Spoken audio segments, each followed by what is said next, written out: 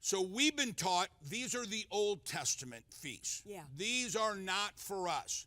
But we've learned in Leviticus, and we learn in so many other scriptures that God says these are not Old Testament feasts. Exactly. These are my feasts. Right. Now look at this in Colossians chapter 2. Therefore, now Colossians is Paul speaking to Gentiles who have now become followers of the teachings of Yeshua, followers of the teachings of Jesus. They're Gentiles. Yeah. Therefore, let no one judge you in food, in drink, regarding a festival, or a new moon, or a Sabbath. Now, we've always been taught, don't let anybody judge you because you're not keeping the feast. Right.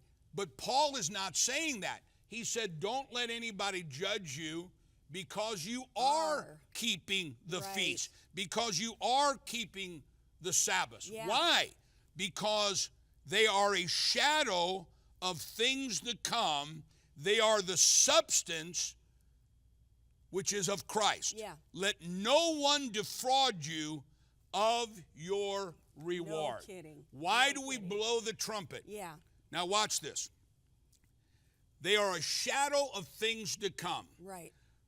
Passover, the Passover lamb, was a shadow of the sacrifice for forgiveness of sin until the real lamb came.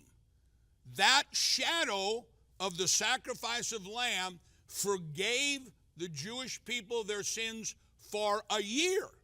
It really worked.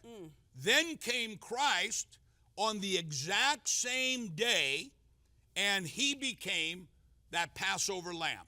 It was a shadow. It was the real thing until the real thing came. Yeah.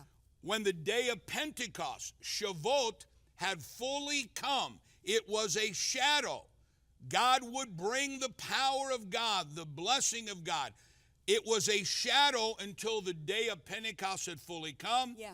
And then he brought the Holy Spirit. Yeah. That is forever now. Before, God would release the wisdom and the knowledge of God for a year. Now he releases it forever. Amen. So what happens on Rosh Hashanah? Rosh Hashanah, God says, blow the trumpet in Zion. On Rosh Hashanah, God opens 3 books. Right. He opens the book of, they're called the book of life or the book of blessing. One is for the righteous, those who are doing good deeds, those who are bringing blessing, those who are serving God. The other one is the book of lukewarm. They believe in God, but they're not doing anything to make the world a better place. Yeah. The other one is the book of the unrighteous. And so for 30 days, God blows the trumpet in Zion to sound the alarm, saying, God is about to judge. Now, on the rapture, it will be forever. On the second coming, it will be forever. Right. But until that happens, it's the same blessing, only instead of forever, it's for 1 year.